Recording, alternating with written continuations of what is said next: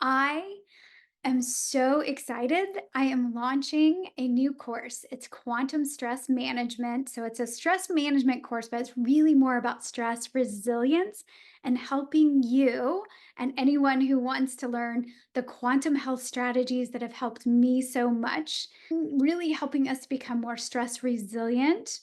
And I'm so excited at the way that the course has come together. It was all pre-recorded, so the entire course will be available January 7th, and I would love to have you sign up for that. You will get Q&As with me as part of that course. So I really hope that more people will join in and will come to the Q&A calls and will make 2024 your best year yet. So thanks for being here and welcome to another episode. This is an interesting episode. It's a little vulnerable for me, but you'll hear all about it. So please leave some comments if you haven't already subscribed to the show. We would love for you to do that. Thanks so much. Happy holidays. Happy New Year to everyone. This is going to be a bit of a vulnerable episode. And what I've noticed about myself when I share something very vulnerable in one of the solo episodes, sometimes it can fall flat. I go into not a complete dissociation, but I go into a little bit of like, oops, said that. It's vulnerable, and then pull back. And so sometimes the rest of the episode can be what sounds to me when I listen back to it. I'm like, oh, I'm holding back there. I pulled back, which is what we do when we feel vulnerable. We put ourselves out there, then we feel that awkward feeling. And so then we pull back. And sometimes whatever we're doing after that can fall flat, which a lot of our relationships, sometimes in work, the things that we do. And when I always, I'm always talking about these like undercurrents, this emotional undercurrent that's running. So if we go into a shame experience where we're feeling vulnerable and then shame shows up, and that shame, so sometimes people will say, oh, but you shouldn't feel shame for whatever the story is, whatever somebody's talking about. It's not about whether you should or you shouldn't.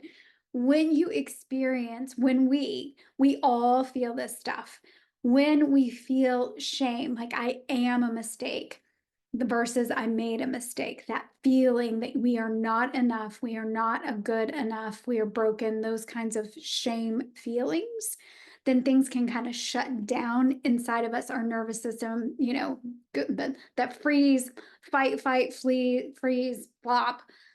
There can be that dissociation, disconnect there, things shoved down, and then we're no longer reaching out, connecting.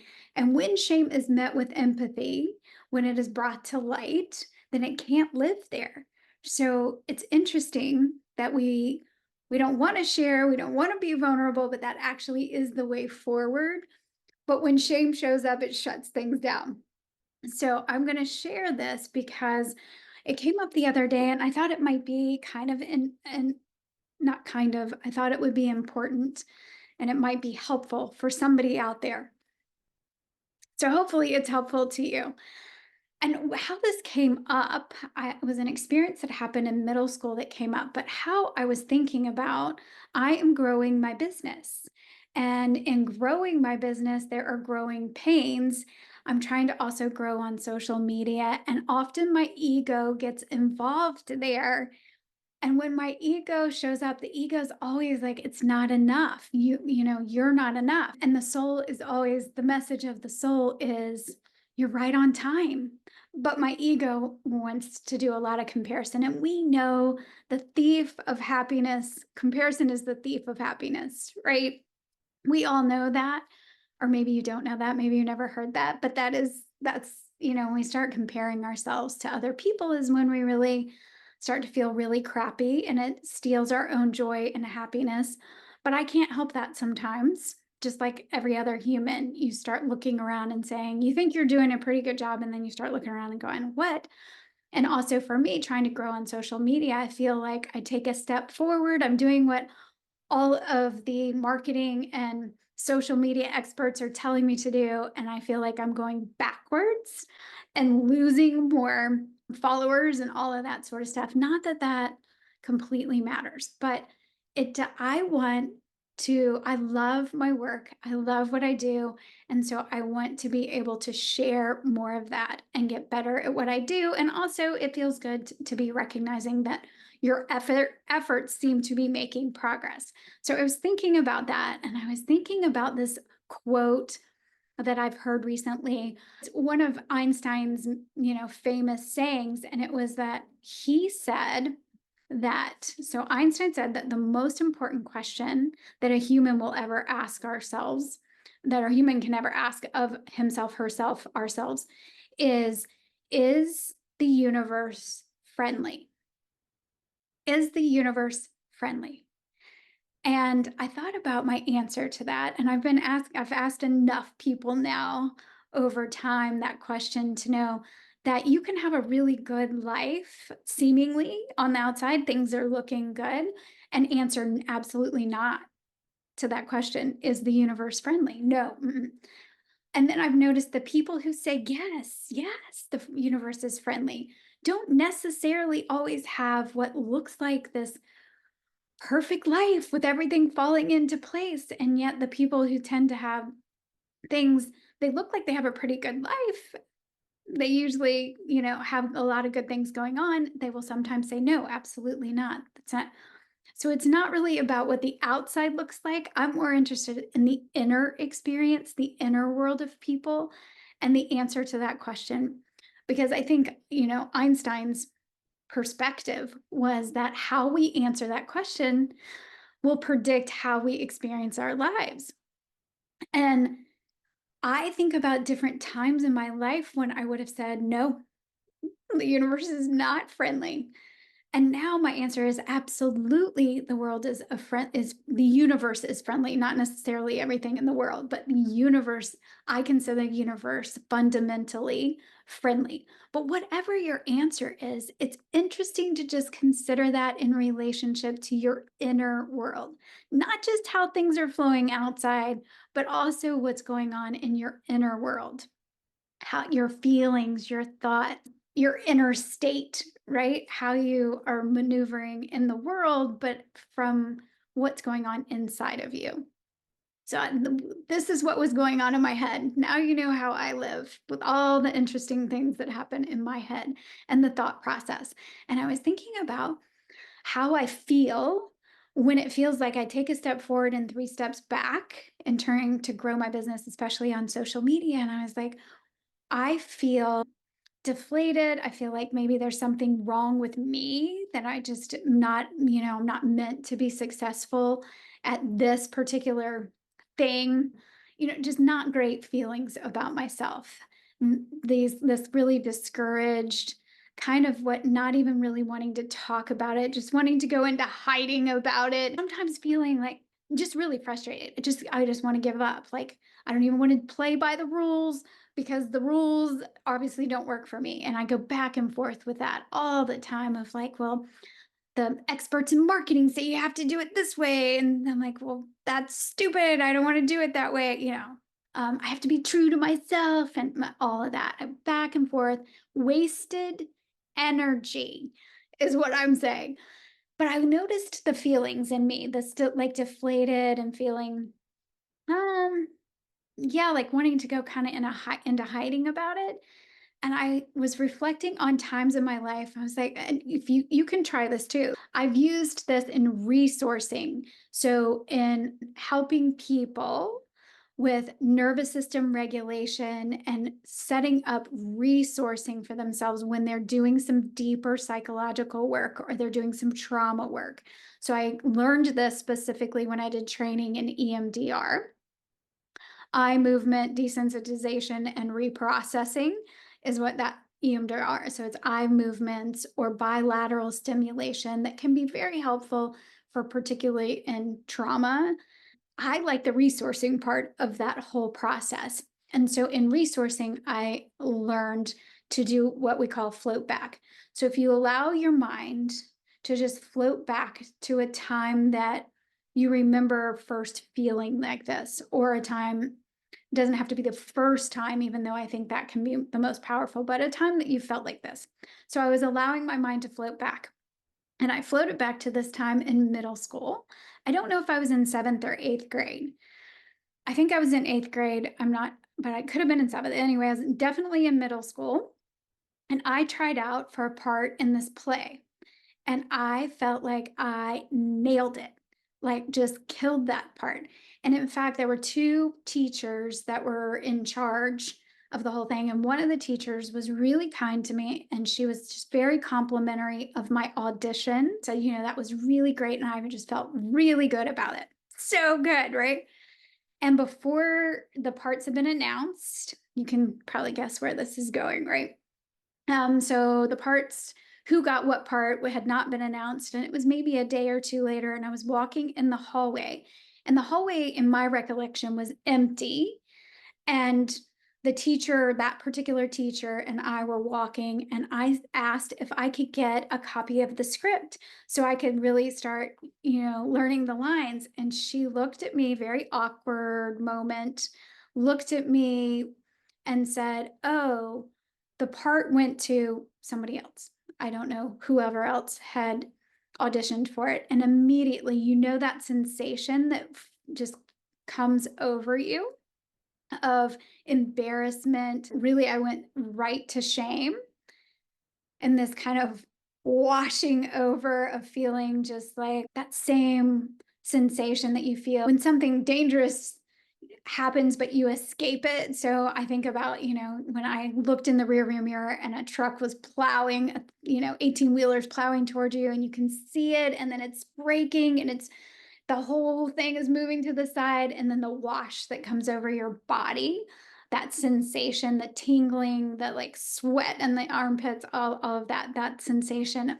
I felt all of that, and kind of that tunnel vision, dry mouth, that whole experience, the shame washing over me.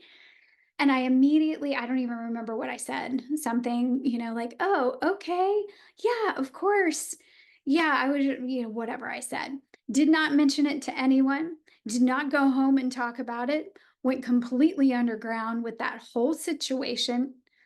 Really, I don't even know if I thought about it again ever. I don't even remember if the play existed. I don't know if it actually happened or not. It seems to me, my recollection is that the play didn't even happen, that somehow it all fell apart.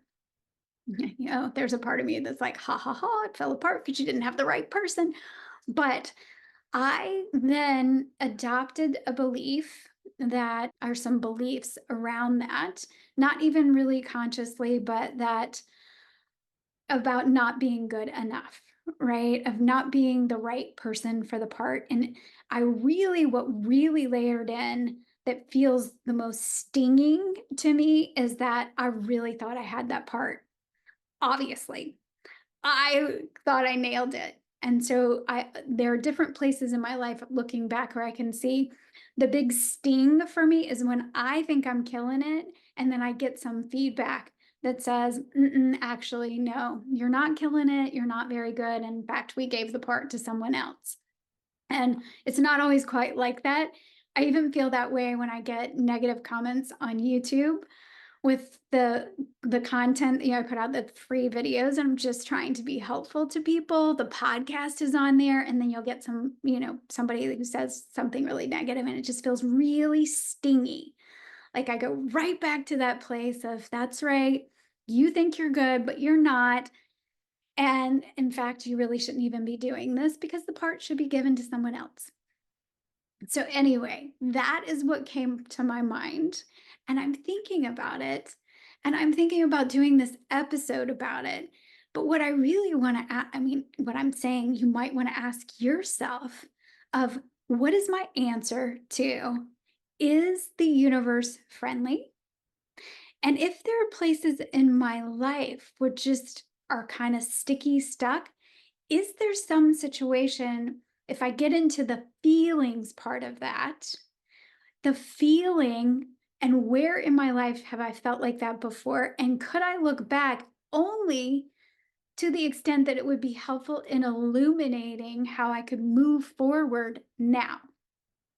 Now, in my life, right here, right now, on this day, I do not believe that there is anything more crucial, more valuable in terms of our health and our vitality than tending to the light inside of us. That light that is inside of us, literally, the light that we make inside of our cells, our mitochondria make that light. And the light, I just did a post about this. The light outside of us influences that light inside.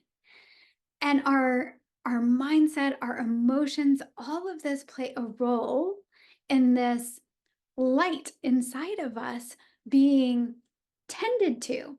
If we are we nourishing that? Are we I can't think of anything more important than honing coming to know that light inside of us. And so for me, when I do this reflecting back or reflecting on what's happening where are the sticky places in my life right now? Where am I feeling stuck, but also like it's just not like I'm not good enough. Obviously, this works for everyone else, but it doesn't work for me. I'm, doing my best, trying hard, thinking I kill it with one of these Instagram reels, and then like three people like it, all of that. Where in my life am I feeling that? What are the feelings? Can I feel those feelings? Is it helpful for me to go back in time and to reflect on situations where I felt that way before? Could I learn anything or have some insights? Or mostly things that got shoved down, feelings, beliefs that also got later in there, thoughts. Are there some behaviors that even subsequently happened that would be helpful for me to bring all that up in order to actually process it and experience it? So we have to feel our feelings in order to heal. And might now be a good time to heal that? Wouldn't now be a good time to tend to that light inside of you, inside of me, inside of you, that we could shine that light? Because I think that's the whole purpose. Now, yeah, I think laughter is important, relationships, love, there are a lot of things that are important, probably more important in terms of life. But in terms of our health, really even life, I just don't know that there's anything more important than really knowing that light inside of us and nourishing that and shining that in the world. So this was the vulnerable episode that I wanted to make. I wanted to talk about that and help other people possibly in thinking about the places where you're stuck in your own life, and encourage you to also not just think your feelings, as I have liked to do for most of my life, but actually feel those feelings. So, not to get into analysis, paralysis by analysis, right? Not to go so much into the analysis that you aren't actually feeling things, that you're staying up in your head. I want you to move into your body and feel, but just do some reflecting and see what that. I'd love to hear your thoughts about this. So please leave some comments, or you can reach out to me and let me know what you think. You might have had some similar experiences growing up, some things that happened where you shoved it all underground and kept it moving, but yet it's still causing issues now. And so we can just take a look at that. We can do our own healing. Feel it to heal it. See you next time.